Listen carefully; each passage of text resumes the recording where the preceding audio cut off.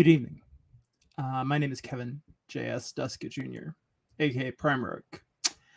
I am speaking tonight to officially announce my candidacy in the current OIG election.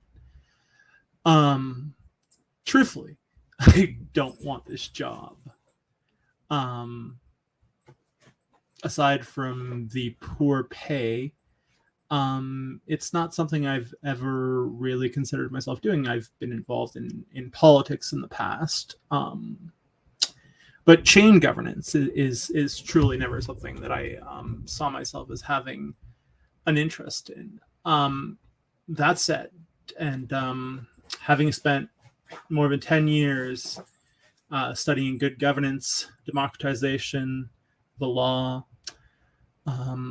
and teaching it at the university level, I'm of the firm belief that the current structure of the Office of the Inspector General of the wax chain is not fit for purpose.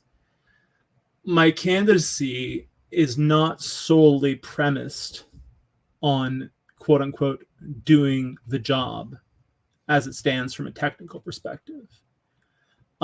Rather, I'm also here to advocate for structural reform of the Office of the OIG itself. In its current shape, I would argue that there is no reason for the OIG to exist. The principal reason for this is that there fundamentally are absolutely no checks and balances on the OIG. And while the OIG is meant to be the overseer, there is no mechanism by which its members can be held to account.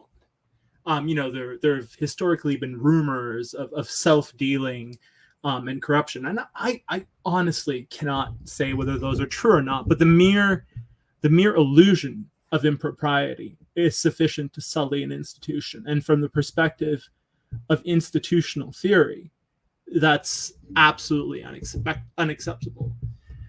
I also know that in a context where the OIG is supposed to speak for the community and be the community's watchdog, there is virtually zero communication between the OIG and the median wax user. I know for a fact that there's clear communication between the guilds, the OIG, between project devs, the OIG, and between other so-called members of the wax elite. I'm not here as a populist. I'm not here as a protest candidate.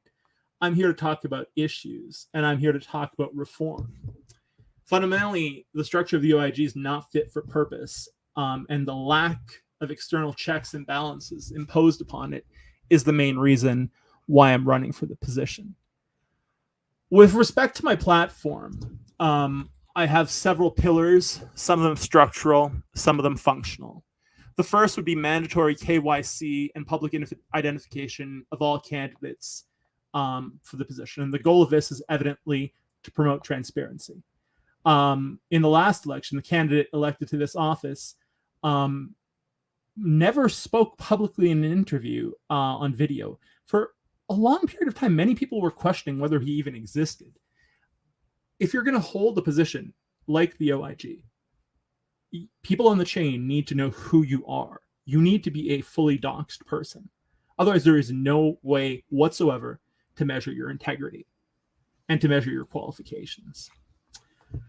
In the second instance, and in the spirit of maintaining accountability, transparency, and equity, criminal background checks should be conducted on all candidates and office holders. And this is to ensure, essentially, the integrity of the chain by demonstrating that those who hold this office or who are eligible to do so have not committed crimes of moral turpitude. It doesn't matter if you've been arrested for smoking weed. We're talking about a specific set of crimes. We are talking about crimes involving finances, theft, fraud, etc. And we're talking violent crime. I think that we would all agree that these types of offenses should disqualify any person from holding a position of trust and accountability.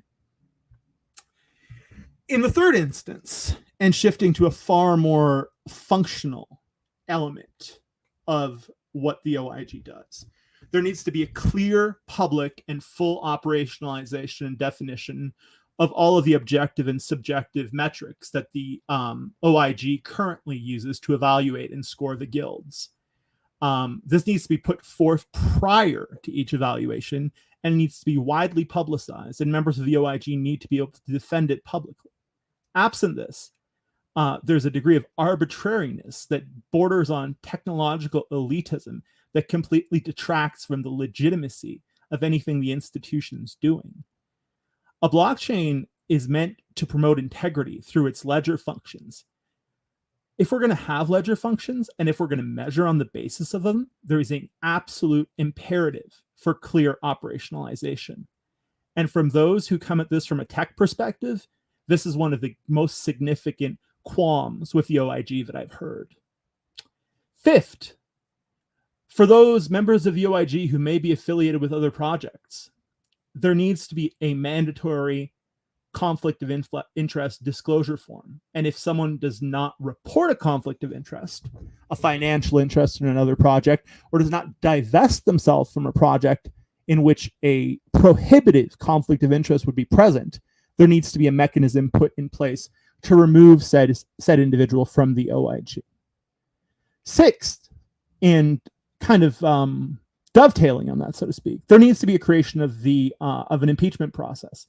And this process should be created in collaboration between the OIG, WACS, and the community to create a manner by which members of the OIG can be impeached, and on the basis of a vote. And we'll talk about the voting system for OIG another time, but a manner by which these individuals can be removed from office if and as necessary.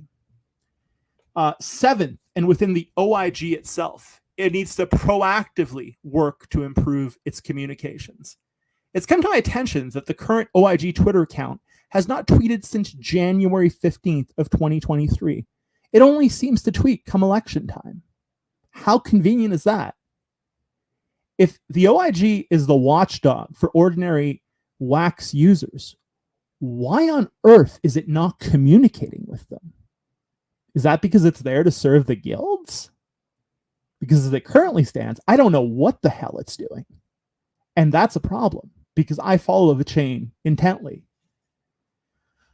Eighth, I would advocate for part of the OIG role to include clear consent to third-party forensic audits as conditions of OIG membership should individuals attain or be elected to the position on the basis of a clear and imperative need to determine whether or not an individual has engaged in malfeasance. If this is the case, an individual has no reason to hide. If someone is doing something right, why would they not consent to this? And finally, and I know there have been roundtables in the past, but there's a clear need for a full stream debate between all OIG candidates, preferably more than one, during the voting period. No one in the OIG talks to the community in a meaningful way. There have been some efforts. I applaud them.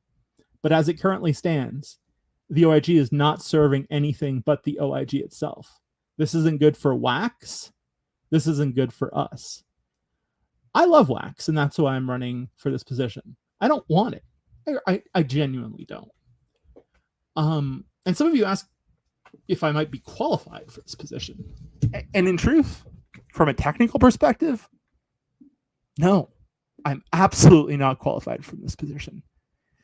But the current members of the OIG and the individuals who design the structure of the OIG are most certainly not qualified to deal with the institutional check and balances that they are meant to represent in relation to the operations of the chain. Tech can be learned. Ethics need to be lived. And they need to be discussed publicly. I will certainly be communicating again with y'all in the future. Yeah, it's been my absolute pleasure to fill out that paperwork tonight. Finally find a photo that I could use on the OIG nomination form. But hey, at the end of the day, I'm here to foster discussion, encourage reform, and try to make it so that the OIG is not afraid to tell the truth about what it's doing in real time, all the time. Kevin Duska, thank you so much.